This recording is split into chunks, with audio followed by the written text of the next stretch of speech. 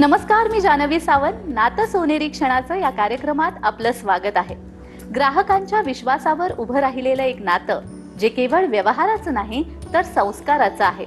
जिथे प्रत्येक दागिन्यात झळकतो प्रामाणिकपणा आणि प्रत्येक वचनात दिसते खात्रीची चमक.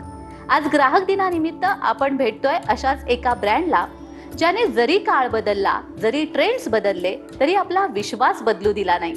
वामन हरी पेठे ज्वेलर्स हा केवळ एक ब्रँड नाही तर पिढ्यानपिढ्या जपलेला विश्वास आहे. चला तर मग विश्वासाच्या या उजळ प्रवासात सहभागी होऊया.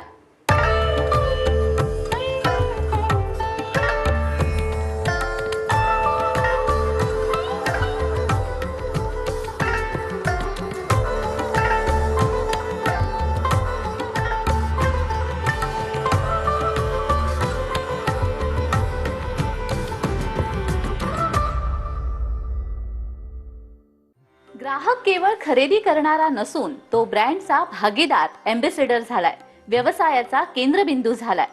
ग्राहकांचं महत्त्व इतकं का आहे जाणून घेऊयात वामन हरी पेठे ज्वेलर्सचे पार्टनर विश्वनाथ पेठे यांच्याकडून.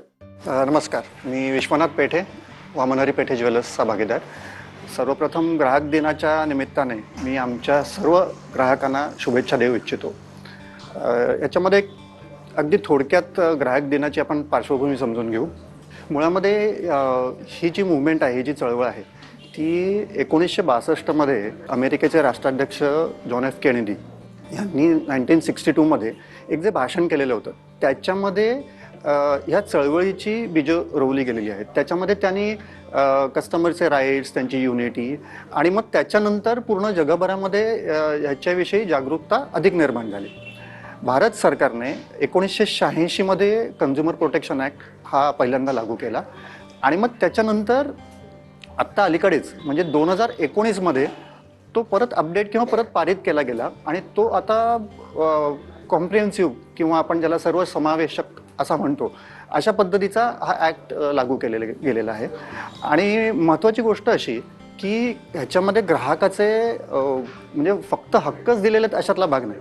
आपण नेहमी असं म्हणतो की हक्क आणि कर्तव्य ह्या एकाच नाण्याच्या दोन बाजू आहेत.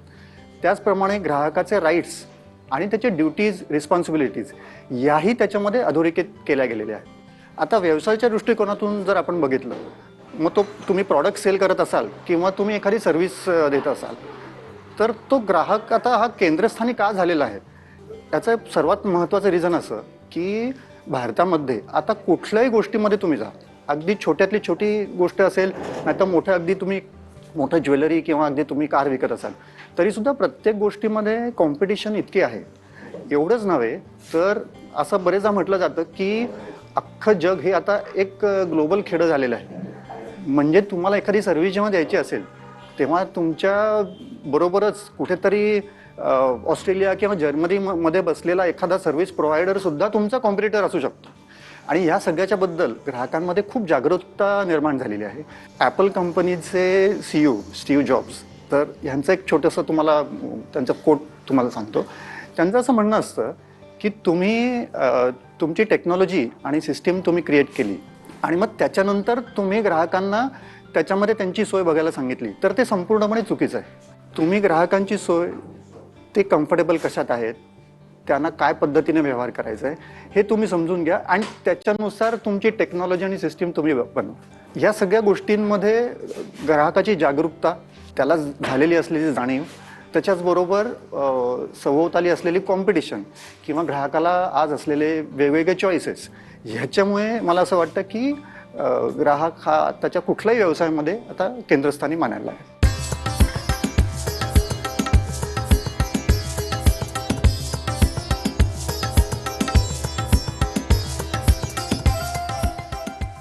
विश्वासाने जपलेल्या ज्वेलरी सारख्या व्यवसायात ग्राहक आणि ब्रँडमधील नातं फार मोलाचं असतं. वामन हरी पेठे ज्वेलर्सने हे नातं पिढ्यानपिढ्या जपलंय. या धाग्याची रेशीमगाठ कशी बांधली गेली जाणून घेऊयात. बरेचदा ग्राहकांच्या अधिकाराविषयी असं बरंच बोललं जातं. म्हणजे ग्राहकांचे राईट्स काय असतात, तर right to safety, right to be inform, right of redressal वगैरे वगैरे. आता ही सगळी कायद्याची परिभाषा झाली. शोरूममध्ये जेव्हा एखादा सामान्य ग्राहक येतो तेव्हा त्याला या कायद्याच्या परिभाषेशी त्याला फारसं देणं घेणं नसतं. मग त्याच्या दृष्टीने काय इम्पॉर्टंट आहे तर पारदर्शकता. आता पारदर्शकता म्हणजे नक्की काय, हे तुमच्या व्यवहारात असायला पाहिजे.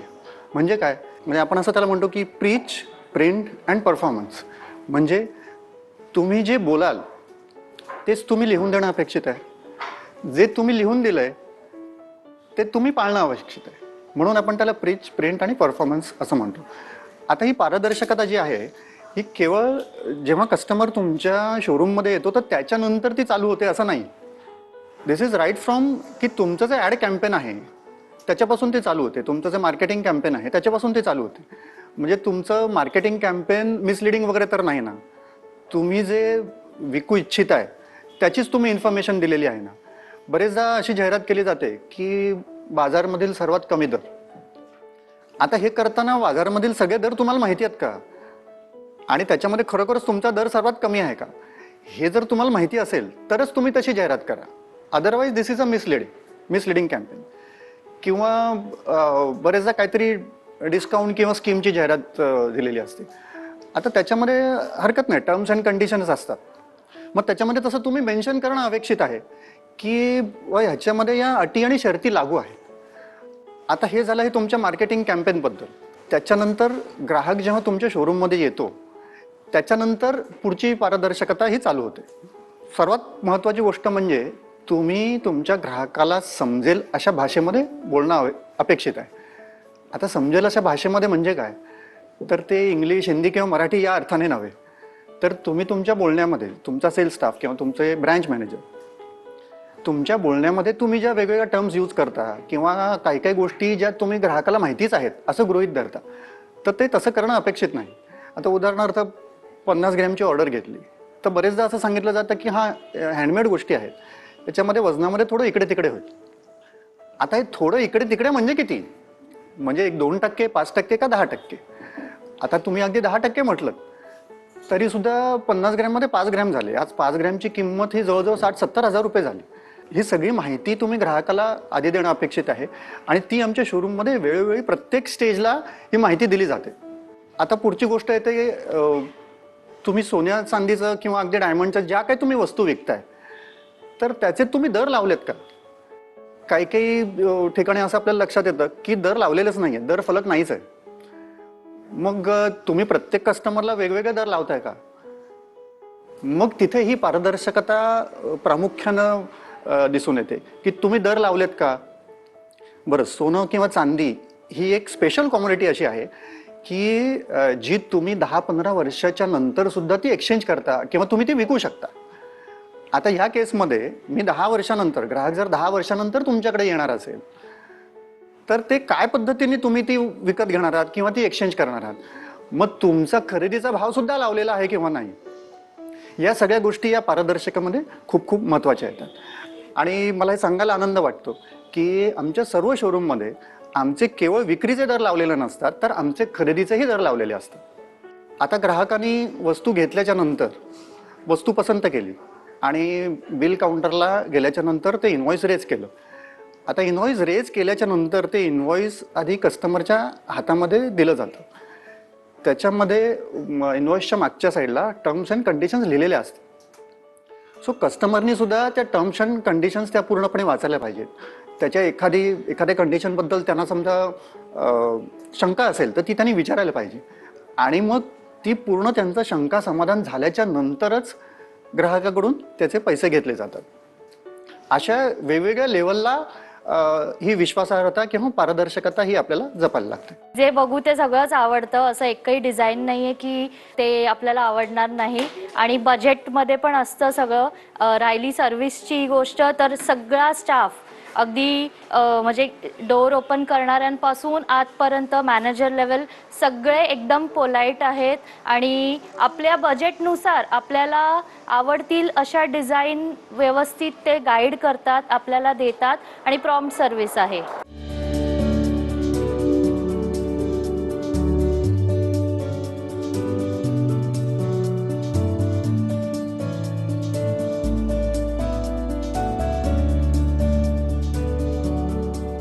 कोणत्याही व्यवसायात ग्राहकांचं समाधान सर्वात महत्त्वाचं असतं, पण त्याचबरोबर ग्राहकांच्या तक्रारी कशा हाताळल्या जातात यावर त्या ब्रँडची खरी ओळख ठरते.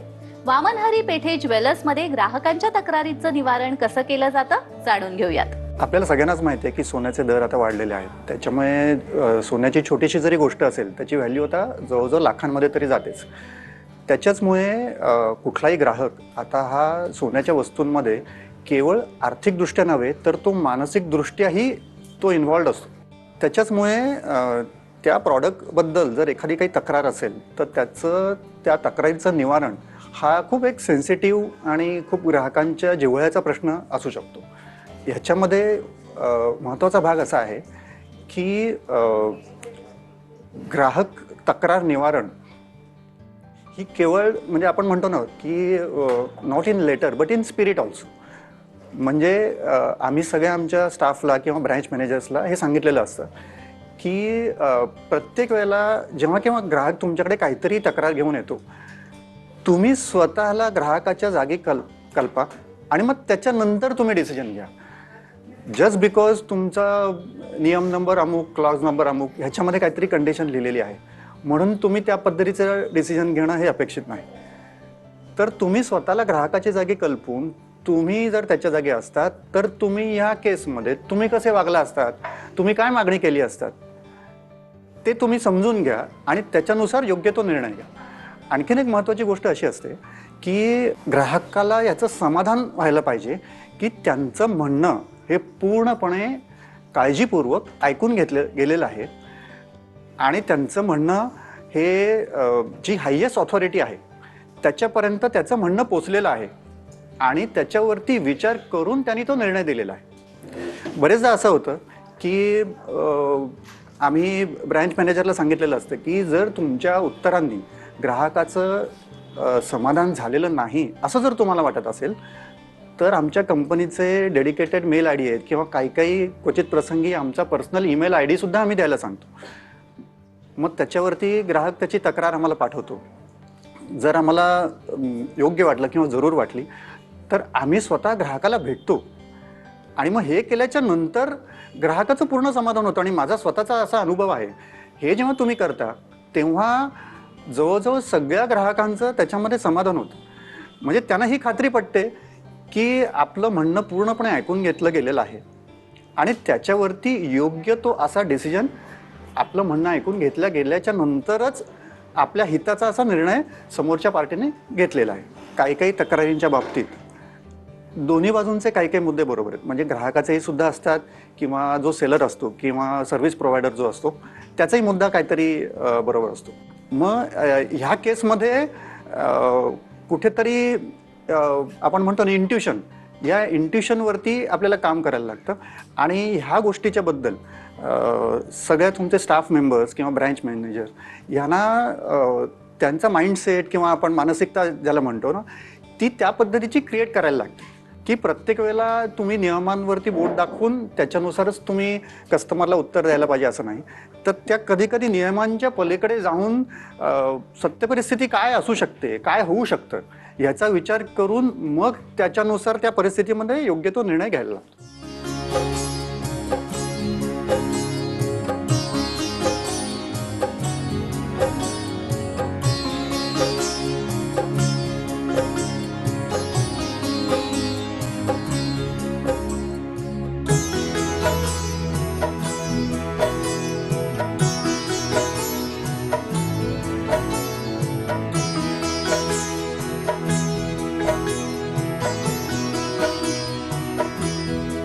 दीर्घकाळ टिकणाऱ्या नात्यामध्ये केवळ व्यवहार नसतो तर आपुलकी, जपणूक, कृतज्ञता असते.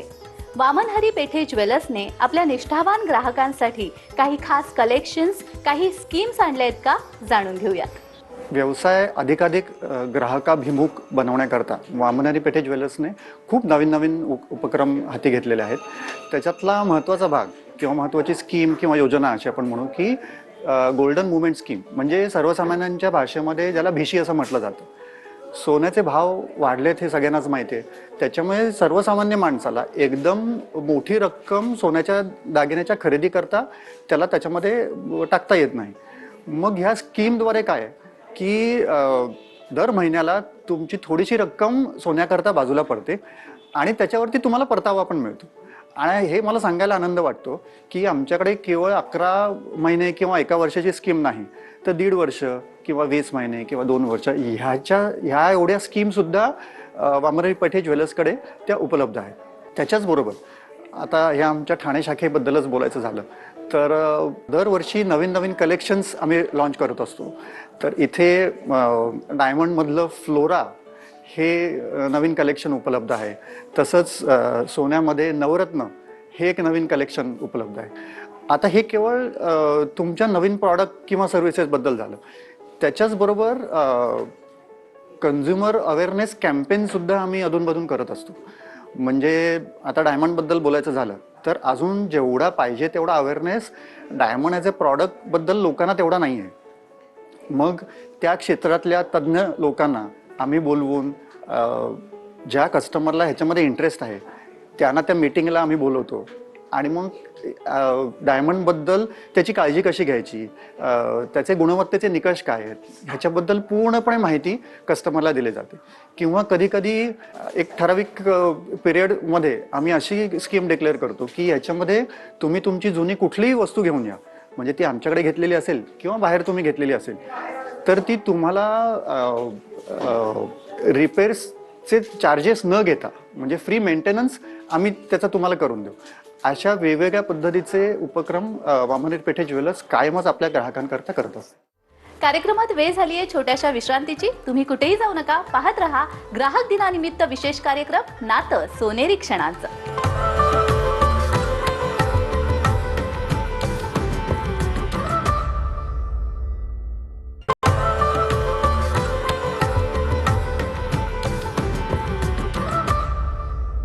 विश्रांतीनंतर नातं सोनेरी क्षणाचं या विशेष कार्यक्रमात आपल्या सर्वांचं पुन्हा एकदा स्वागत आहे. आज आपण आलो आहोत ठाण्यामधील वामनहरी पेठे ज्वेलर्समध्ये.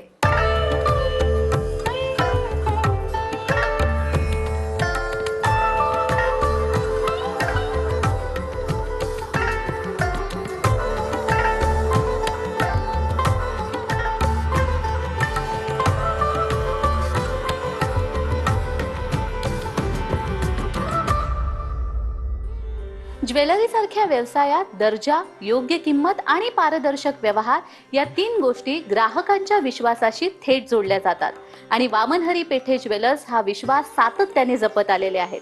त्यामुळे या गोष्टींचा समतोल राखणे किती महत्त्वाचे आहे जाणून घेऊयात.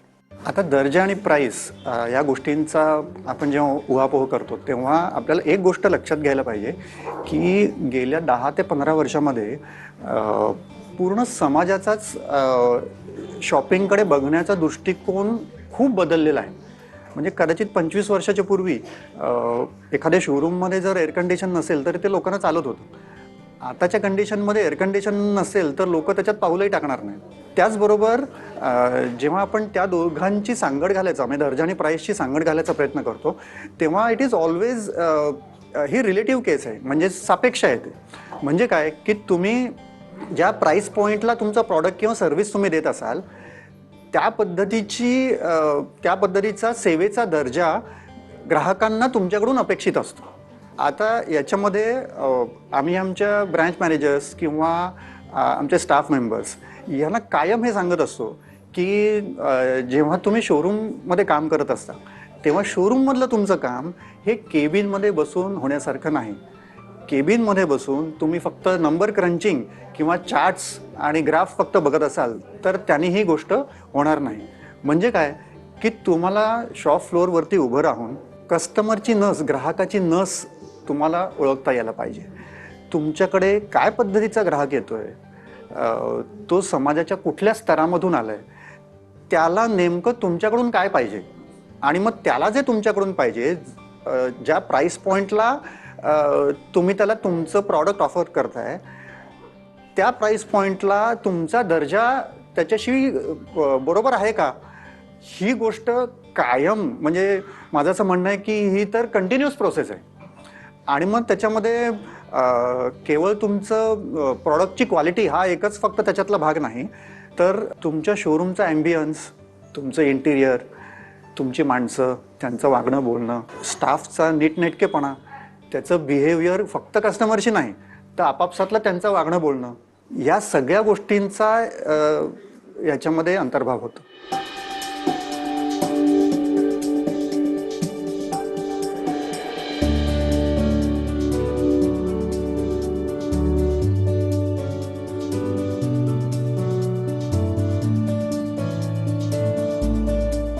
आज आपण डिजिटल युगामध्ये प्रवेश करतो आहोत. ग्राहक सेवा, खरेदीचा अनुभव आणि संवादाची पद्धत यामध्ये बदल घडताना दिसून येतोय. डिजिटल युगामध्ये आणि पुढच्या काही वर्षामध्ये ग्राहक सेवा क्षेत्रामध्ये कोणते बदल दिसून येतील जाणून घेऊयात. आपल्याला सगळ्यांनाच माहिती आहे की डिजिटल मार्केटप्लेस किंवा ई कॉमर्स मार्केटप्लेस ही आता गेल्या 5-10 वर्षामध्ये एक संपूर्णपणे नवीन उदयाला आलेली मार्केट सेगमेंट आहे. आणि हे मला सांगायला आता आनंद वाटतो की आमची स्वतःची WHP ई-कॉम म्हणून आमची वेगळी कंपनी आहे आणि ह्याच्यामध्ये आम्ही ती ग्राहकाभिमुख करायचा सर्वतोपरी प्रयत्न केलेला आहे. म्हणजे एखाद्या शोरूममध्ये गेल्याच्या नंतर जो तुम्हाला त्या प्रॉडक्टचा जो तुम्हाला एक्सपिरियन्स येतो तो मॅक्झिमम एक्सपिरियन्स या आमच्या ऑनलाईन प्लॅटफॉर्मवरती आम्ही द्यायचा प्रयत्न केलेला आहे. खूप छान वाटलं. मी ऍक्च्युली पहिल्यांदा आली आहे इकडे आणि माझ्या आईने इथून एक 4-5 वेळा इथून गोल्ड घेतलेलं. तिने मला सांगितलं की इथूनच घे बिकॉज मी फर्स्ट टाइम इथून गोल्ड घेते. माझा लास्ट वीकच 30th बर्थडे होता सो मी आज इथून फर्स्ट टाइम माझ्यासाठी गोल्ड घेतलंय and I am very happy with the service. The staff is very cordial. All the women here are very well dressed and very pretty also. So it was a nice experience. विश्वास जिथे शब्दात नाही तर कृतीत दिसतो, जिथे प्रत्येक व्यवहारात प्रामाणिकपणाची छाप उमटते. काळ बदलतो, आवडीनिवडी बदलतात, पण ग्राहकांच्या विश्वासाची किंमत मात्र तीच राहते. विश्वास, परंपरा आणि पारदर्शकतेच्या वाटेवर ग्राहक आणि वामनहरी पेठे ज्वेलर्स एकत्र चालत राहोत ही शुभेच्छा. आता वेळ झाली इथेच थांबण्याची. तुम्ही कुठेही जाऊ नका. पाहत रहा TV9 मराठी. धन्यवाद.